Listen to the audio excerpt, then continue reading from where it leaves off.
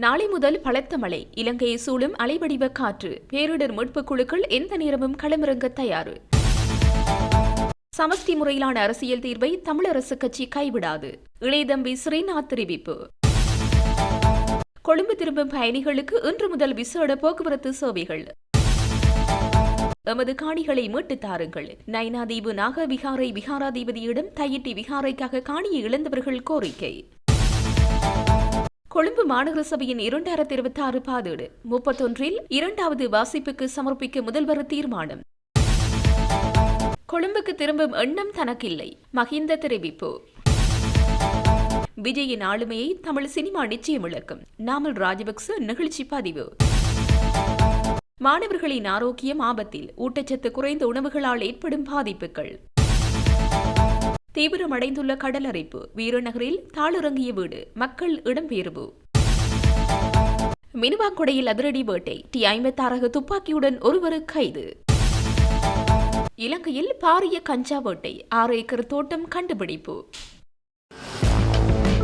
எதிர்வரும் நாட்களில் ஏற்படக்கூடிய மழையுடனான வானிலை எதிர்கொள்வதற்காக அனர்த்த முகாமைத்துவ பிரிவுகள் தயார் நிலையில் வைக்கப்பட்டுள்ளன. அனர்த்த முகாமைத்துவ நிலையம் இந்த விடயத்தினை தெரிவித்துள்ளது. நாளை முதல் நிலவக்கூடிய அலைவடிவான காற்று காரணமாக மழையுடனான வானிலை அதிகரிக்கும் என வளிமண்டலவியல் திணைக்களம் எதிர்வு கூறியுள்ளது.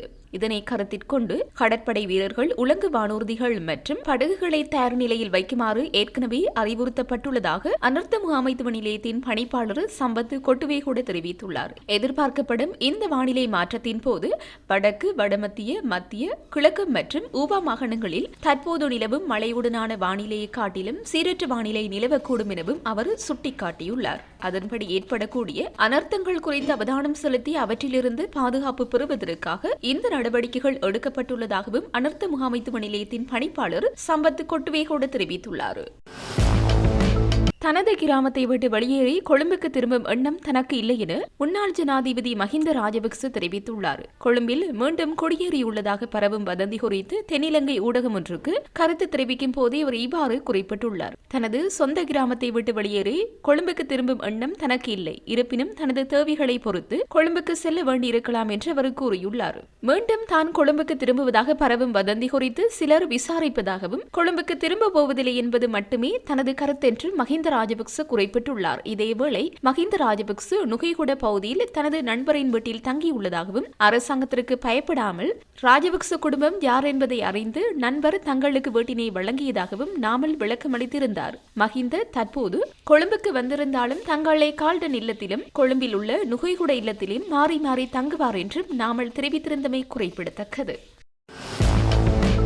தமிழ் மக்களின் மிக முக்கியமான கோரிக்கையான சமஷ்டி முறையிலான அரசியல் தீர்வை இலங்கை தமிழரசு கட்சி ஒருபோதும் கைவிடாது என பாராளுமன்ற உறுப்பினர் இளையதம்பி ஸ்ரீநாத் தெரிவித்தார். மட்டக்களப்பில் உள்ள அலுவலகத்தில் இடம்பெற்ற ஊடக சந்திப்பில் கலந்து கொண்டவர் இதனை குறிப்பிட்டுள்ளார். பிராந்திய அரசியலில் இந்தியாவை மீறி எந்த விடயங்களையும் செய்ய முடியாது என்பது கடந்த கால அரசியல் போராட்ட வரலாற்றில் எங்களுக்கு நன்றாக தெரியும். எனவே குறைந்த தீர்வாக இந்தியா கொண்டு வந்த 13வது திருத்தத்தில் உள்ளடக்கப்பட்டுள்ள மாகாண சபை அதிகாரத்தை பெற்று அதை சரியான முறையில் பயன்படுத்திக் கொண்டு அடுத்த கட்ட நகர்வுகளை செய்ய வேண்டும். அதேவேளை தமிழ் மக்களின் மிக முக்கியமான கோரிக்கை சமஷ்டி முறையிலான தீர்வாகும். அதனை ஒருபோதும் இலங்கை தமிழரசு கட்சி விட்டுக் கொடுக்காது. புதிய ஆண்டு பிறக்கும் நிலையில் தமிழ் மக்களுக்கான அரசியல் எதிர்பார்ப்புகள், அபிவிருத்தி, வாழ்வாதாரங்கள் முற்றுமுழுதாக கொண்டு செல்லப்பட்டுள்ளதா என்று பார்த்தால் ஒரு ஏமாற்றமான நிலைமையே மிஞ்சியிருக்கின்றது. 2025 புயல் ஏற்பட்டு தமிழ் மக்களுடைய பிரதேசங்களிலும் மிகப்பெரிய அழிவுகளை ஏற்படுத்தியுள்ளது. போர்க்கால பகுதியில் சிதைக்கப்பட்ட கட்டுமானங்கள் இன்னும் மீண்டெழ முடியாத அளவுக்கு தமிழ் மக்களின் வாழ்வாதாரங்களை பெரிதும் பாதித்திருக்கின்றன. தற்போது இந்த புயல் காரணமாகவும் மக்களின் நிலை மேலும் மோசமாகியுள்ளது.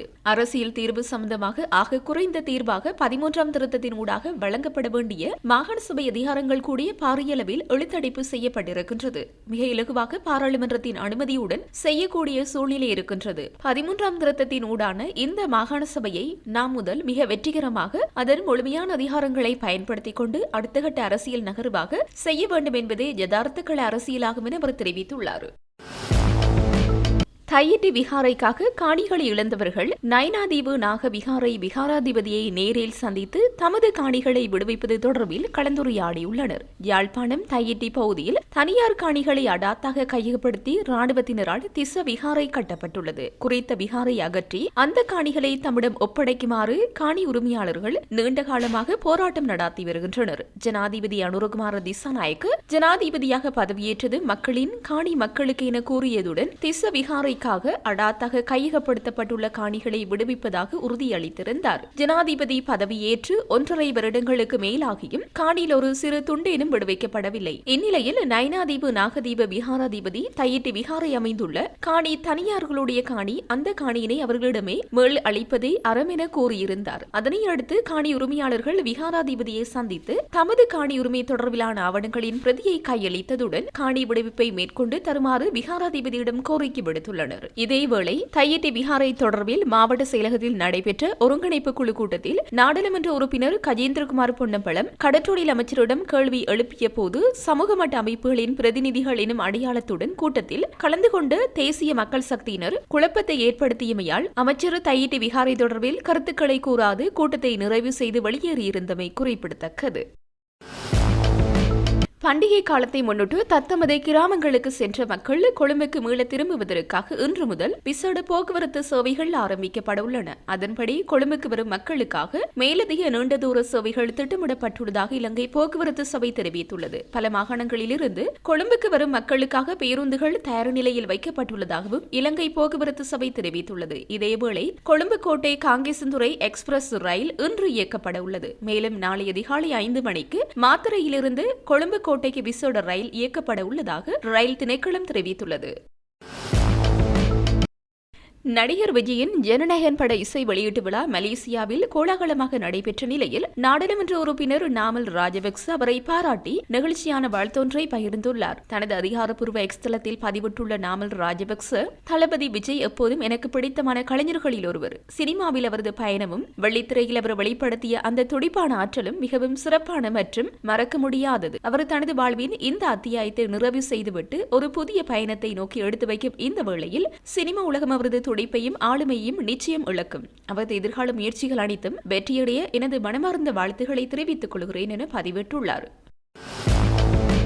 கொழும்பு மாநகர சபையின் 2026 பாதீட்டு திட்டம் தயாரிப்பதற்கான செயல்முறையை கொழும்பு முதல்வர் விராய்கலி பல்தசார் அறிவித்துள்ளார். கடந்த 22ஆம் தேதி நடைபெற்ற வாக்கெடுப்பின் போது பாதீடு தோற்கடிக்கப்பட்ட நிலையில் எதிர்வரும் 31ஆம் தேதி 2வது வாசிப்புக்கு மீண்டும் சமர்ப்பிக்கப்பட உள்ளதாக அவர் குறிப்பிட்டுள்ளார். குறித்த பாதீடு வெறும் புள்ளி விவரங்களின் தொகுப்பு மட்டுமல்ல, சபையின் செயல்திறனை பிரதிபலிக்கும் ஆவணம் மற்றும் வரவிருக்கும் ஆண்டிற்கான வளர்ச்சி திட்டங்களை கோடிட்டு காட்டும் ஆவணம் என்றும் அவர் தெரிவித்துள்ளார். டிசம்பர் 22ஆம் தேதி நடைபெற்ற கூட்டத்தில் பாதீடு தோல்வியடைந்த போதிலும் தமது நிர்வாகம் வெளிப்படையான மற்றும் மக்கள் சார்ந்த பாதீட்டை வழங்குவதில் உறுதியாக இருப்பதாக அவர் தெரிவித்துள்ளார்.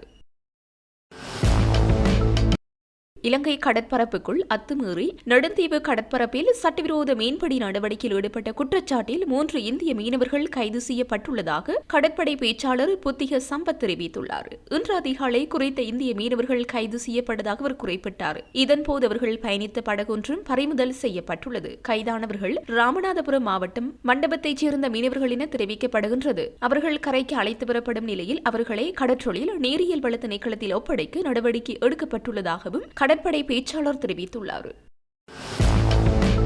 அண்மையில் நாட்டை தாக்கிய டிட்பா புயலினால் பாதிக்கப்பட்ட விவசாயிகளுக்கு விரைவில் நட்டு வழங்கப்படும் என அரசாங்கம் அறிவித்துள்ளது. பிரதி விவசாய அமைச்சர் நாமல் கருணாரத்ன இந்த விடயத்தினை தெரிவித்துள்ளார். அண்மை அனர்த்தங்களால் பாதிக்கப்பட்ட அனைத்து விவசாயிகளுக்கும் எதிர்வரும் 31ஆம் தேதிக்கு முன்னர் இழப்பீட்டுத் தொகைகளை வழங்கும் நடவடிக்கை முழுமையாக்கப்படும் என பிரதி அமைச்சர் உறுதியளித்துள்ளார். கடந்த கால இயற்கை அனர்த்தங்களின் காரணமாக சேதமடைந்த விவசாய நிலங்களில் சுமார் அரைவாசிக்கு மேற்பட்ட நிலங்களில் மீளவும் விவசாய நடவடிக்கைகள் ஏற்கனவே ஆரம்பிக்கப்பட்டுள்ளதாகவும் அவர் குறிப்பிட்டார். இதேவேளை இந்த பருவத்திலிருந்து சம்பா மற்றும் கீரை சம்பா நெல் வகைகளுக்கு அதிக விலையை வழங்க அரசாங்கம் தீர்மானித்துள்ளதாக அவர் தெரிவித்துள்ளார். மேலும் புதிய ஆண்டிலிருந்து விதை நெல் உற்பத்தியை ஊக்குவிக்கும் வகையில் சிறப்பு திட்டம் ஒன்றை ஆரம்பிக்க விவசாய அமைச்சு நடவடிக்கை எடுத்துள்ளதாகவும் அவர் தெரிவித்துள்ளார். அரசு பாடசாலை மாணவர்கள் குறைந்த விலையில் ஊட்டச்சத்து குறைந்த சிற்றுண்டிகளை அதிகமாக உட்கொள்வதாக தெரியவந்துள்ளது. கெக்டர் ஹொப்பைகடுவ விவசாய ஆராய்ச்சி மற்றும் பயிற்சி நிறுவனம் நடத்திய ஆய்வில் இந்த விடயம் தெரியவந்துள்ளது. அதன்படி கொழும்பு, கம்பகா மற்றும் கண்டி ஆகிய மாவட்டங்களில் உள்ள அரசு மற்றும் தனியார் பாடசாலைகளைச் சேர்ந்த 463 மாணவர்களிடையே இந்த ஆய்வு நடத்தப்பட்டுள்ளதாக தெரிவிக்கப்பட்டுள்ளது. அரசு பாடசாலை மாணவர்கள் குறைந்த விலையில் கொள்வனவு செய்யக்கூடிய போசனை குறைந்த உணவை உட்கொள்ள அதிக வாய்ப்புள்ளது. அத்துடன் இளம் பருவத்தினரின் உணவுகள் அரிசி மற்றும் மாசார்ந்த உணவுகளை அடிப்படையாக கொண்டது என்பதையும் வெளிப்படுத்துவதாக ஆய்வில் குறிப்பிடப்பட்டுள்ளது. அதே நேரம் காய்கறிகள், கீரைகள் மற்றும் தானியங்களின் தினசரி நுகர்வு குறைவாக உள்ளதாகவும் சுட்டிக்காட்டப்பட்டுள்ளது. இளம் பருவத்தினருக்கு துரித உணவு, சிற்றுண்டி மற்றும் சர்க்கரை பானங்களின் நுகர்வு அதிகரிப்பை காட்டுவதாகவும் குறிப்பிடப்பட்டுள்ளது. அரசு பாடசாலைகளில் கல்வி கற்கும் மாணவர்கள் தனியார் பாடசாலைகளில் கல்வி கற்கும் மாணவர்களை உடல் ரீதியாக குறைவான செயற்பாடுகளில் ஈடுபடுவதாகவும் ஆய்வில் தெரியவந்துள்ளது. மேலதிக வகுப்புகள் மற்றும் பரபரப்பான கால அட்டவணைகள் இதற்கு முக்கிய காரணிகளாக அமைவதாக அந்த ஆய்வில் தெரியவந்துள்ளது. பெற்றோர்கள் தங்கள் குழந்தைகளின் உணவு பழக்க வழக்கங்கள் குறித்து குறைவாக அக்கறை செலுத்துவதாக ஹெக்டர் ஹொப்பேகடுவ விவசாய ஆராய்ச்சி மற்றும் பயிற்சி நிறுவனம் நடத்திய ஆய்வில் தெரியவந்துள்ளது. திருகோணமலை வீரநகர் பகுதியில் கடலரிப்பு காரணமாக நேற்று மதியம் வீடொன்று தாளிறங்கியுள்ளதால் அதில் வசித்தவர்கள் பாதுகாப்பு தேடி இடம்பெயர்ந்துள்ளனர். திருகோணமலை வீரநகர் கரையோர பகுதியில் சுமார் 2 வார காலமாக 15 மீட்டருக்கு அப்பால் இருந்த கடல் நீரானது கடலரிப்பின் காரணமாக குறித்த கரையோர பகுதியை கடலுக்குள் உள்வாங்கியுள்ளதுடன் கரையோரமாக இருந்த வீடுகளை தாக்கி வருகின்றது. இதனால் அங்கிருந்த வீடொன்றின் அத்திவாரம் சேதமடைந்து வீட்டில் வெடிப்பு ஏற்பட்டு வீடு தாளிறங்கியுள்ளது. இதன் காரணமாக குறித்த வீட்டில் வசித்து வந்தவர்கள் பாதுகாப்பு தேடி உறவினர்கள் வீட்டில் தஞ்சமடைந்துள்ளனர். கடலரிப்பின் காரணமாக கடற்கரையோரமாக வாழ்கின்றவர்கள் மிகுந்த அச்சத்துடன் வாழ்ந்து வருவதாகவும் கடலரிப்பை தடுப்பதற்கு அரசாங்கம் நடவடிக்கை எடுக்க வேண்டும் எனவும் அப்பகுதி மக்கள் கோரிக்கை விடுக்கின்றனர்.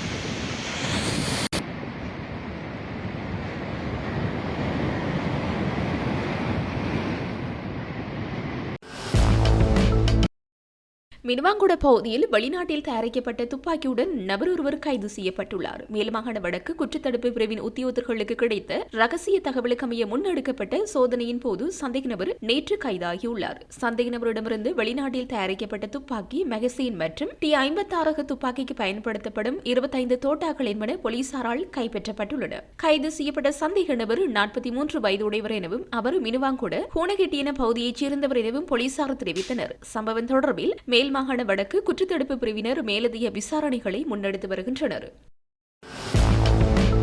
ஹெக்கடுவ நரிகமவில் கடலலையில் அல்லுண்டு செல்லப்பட்ட வெளிநாட்டு தம்பதி பாதுகாப்பாக மீட்கப்பட்டுள்ளனர். இந்த சம்பவம் நேற்று மாலை பதிவாகியுள்ளது. பெலாரஸ் நாட்டைச் சேர்ந்த 23 மற்றும் 20 வயதுடைய தம்பதியினரை இவ்வாறு மீட்கப்பட்டுள்ளனர். ஹெக்கடுவ போலீஸ் உயிர்காக்கும் பிரிவைச் சேர்ந்த போலீஸ் சார்ஜென்ட் ஏக்கநாயக்கு, போலீஸ் கான்ஸ்டபிள் மிகுந்து பண்டார மற்றும் திசாநாயக் ஆகியோர் குறித்த தம்பதியினரை மீட்டு அடிப்படை முதலுதவி சிகிச்சை அளித்துள்ளனர். இதேவேளை நேற்று அகுங்களவில் கடலலையில் அல்லுண்டு செல்லப்பட்ட ரஷ்ய சுற்றுலா பயணி பாதுகாப்பாக மீட்கப்பட்டுள்ளார். கடற்கரையில் பணியிலிருந்த போலீஸ் உயிர்காக்கும் பிரிவில் இணைக்கப்பட்ட police sergeant Kapila, Priyashantha, police constable Lasantha மற்றும் எரந்த ஆகியோர் குறித்த வெளிநாட்டவரை மீட்டு அடிப்படை முதலுதவி அளித்துள்ளனர். இந்த விபத்தில் சிக்கியவர் 39 வயதுடைய ரஷ்ய நாட்டவர் என தெரிவிக்கப்படுகிறது.